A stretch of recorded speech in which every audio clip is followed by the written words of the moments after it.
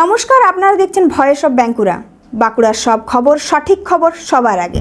মাছি মাছি মাছি মাছির দৌরাত্মে দিনভর মশারির ভেতরেই কাটে বাঁকুড়ার 8 থেকে 10টি গ্রামের মানুষের। ছড়াচ্ছে অসুখও।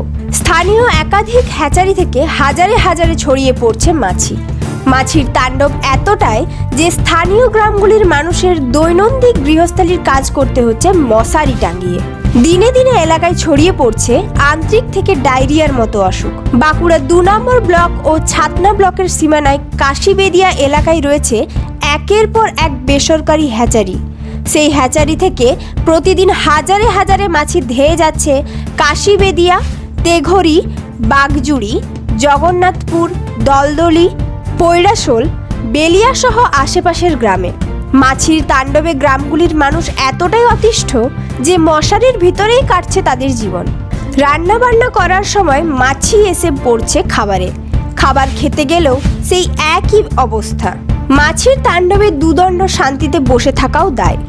মাছির উৎপাতে গ্রামগুলির পড়ুয়াদের পড়াশোনাও কার্যত লাটে উঠেছে। মাছির তাণ্ডব ঠেকাতে বাড়ির দরজায় দরজায় টাঙিয়ে রাখা হয়েছে মশারি। দুপুরের খাবার থেকে জলখাবার সবকিছুই সারতে হচ্ছে মশারির ভেতরে। মাছির তাণ্ডবে অতিষ্ঠ হয়ে মাসখানেক আগে বাঁকুড়া পুরুলিয়া 60S জাতীয় সড়ক অবরোধ করে বিক্ষোভ দেখান।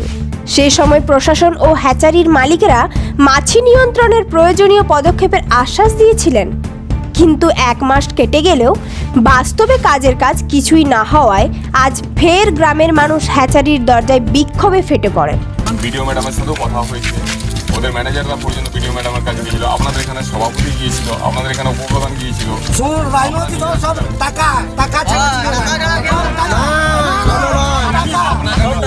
বলছি না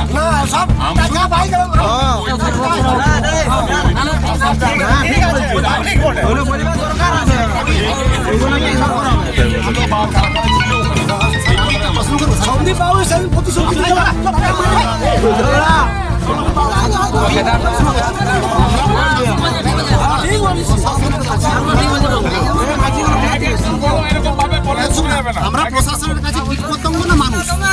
কথা 1 মাস আগে আমরা আন্দোলন করছেন করা হয়েছিল, সব প্রশাসনিক স্তরে সবাই বা কেউ এমনও প্রতিশ্রুতি যে 23 দিনের মধ্যে আমরা মাছি নির্মূল করবো। আজকে প্রায় সেটা মনে হয় 1 মাসের অনেক অধিক পৌঁছেছি। প্রশাসন মেরে দেওয়া আর না হয় মাছি যতক্ষণ নির্মূল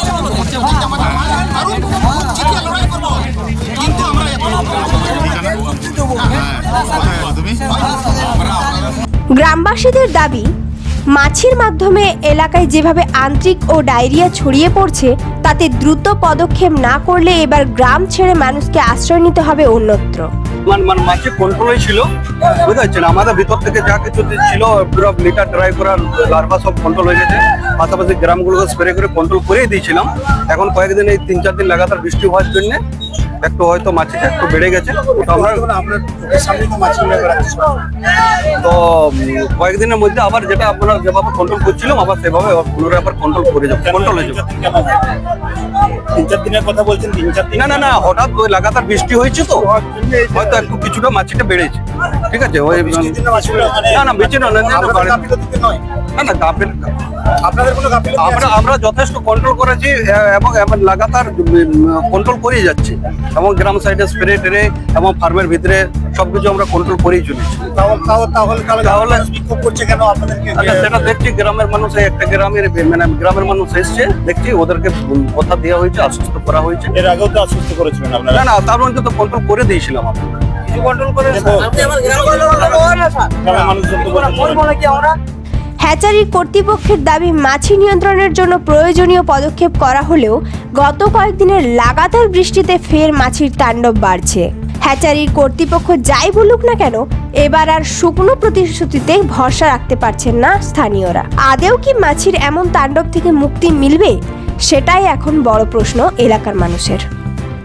দাবিটা আমাদের একটাই দাবি আমাদের যে মাছি বন্ধ করুক, না হলে আমাদের হ্যাচারি বন্ধ থাকবে। যতদিন না মাছি ঠিক মতো ভাবে বন্ধ থাকবে, মানে মাছির একদম সম্পূর্ণভাবে নির্মূল হবে, ততক্ষণ পর্যন্ত আমরা আমাদের আন্দোলন থামবে না, ওই হেঁচারিগুলো বন্ধ রাখবো। কোনোরকম লেবারকে আমরা ঢুকতে দেবো না।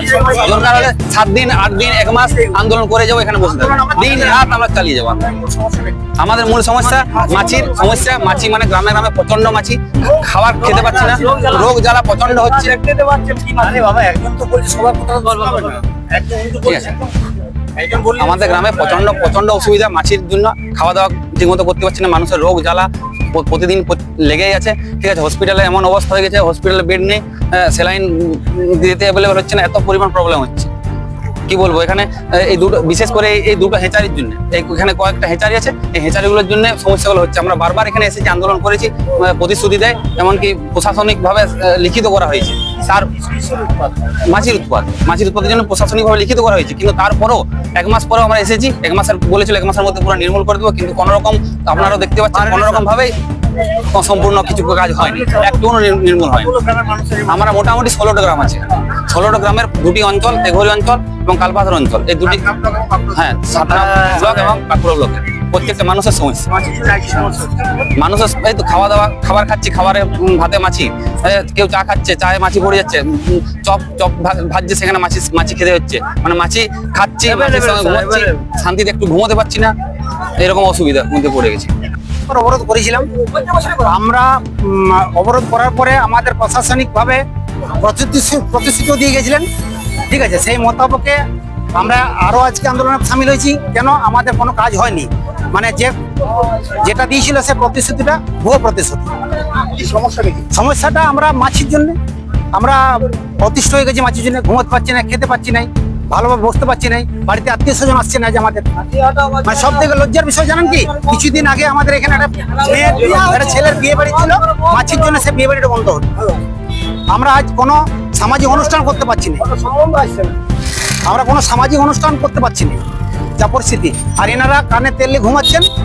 আমরা মানুষ নয়, আমাদের কীট পতঙ্গ মনে করে, যা প্রশাসনও মনে করে আজ আমাদেরকে, প্রশাসনও আজ আমাদেরকে মনে করে যে আমরা কীট পতঙ্গ। আমরা হ্যাঁ লিখিত বলে জানিয়েছি, মনে এমনকি কপি আছে আমাদের কাছে, কপি আছে, কপি পর্যন্ত আছে। কি মনে করছেন আমরা? হবে না, আমরা মনে করছি আমরণ অনশন করবো যত পর্যন্ত মাছি পাই হলে আমরা আমরণ অনশন করবো। অপূর্ব মন্ডল হয়েছে মাছি এবং মাছি নিয়ে রাস্তা অবরোধ করেছেন, প্রশাসনের কোনো পদক্ষেপ ওনারা দেখতে পাচ্ছেন না। আপনি কি পদক্ষেপ নেবেন? আমরা খবরটাকে এতটা তারা ডিটেলস আমাদের কাছে জানেনি, আমরা জানতাম না জিনিসটা, আপনার কাছ থেকে আমি শুনলাম। তো ওখানে যে লেয়ার ফার্ম, যেগুলো পোলট্রি ফার্ম রয়েছে, সেই কর্তৃপক্ষের সাথে আমরা কথা হলো যাতে মাছিটা কীভাবে দূর করা যায়, কী পদক্ষেপ নেওয়া যায়, সেটার জন্য তাদের সাথে কথা বলে সেটা মেটানোর চেষ্টা করবো অবশ্যই। এই ধরনের গুরুত্বপূর্ণ খবর সবার আগে পেতে আমাদের চ্যানেল সাবস্ক্রাইব করুন, আর ভিডিওটি শেয়ার করতে ভুলবেন না। আপনার মতামত কমেন্টে জানান, আর লাইক শেয়ার করে ভয়েস অফ বাঁকুড়ার পাশে থাকুন।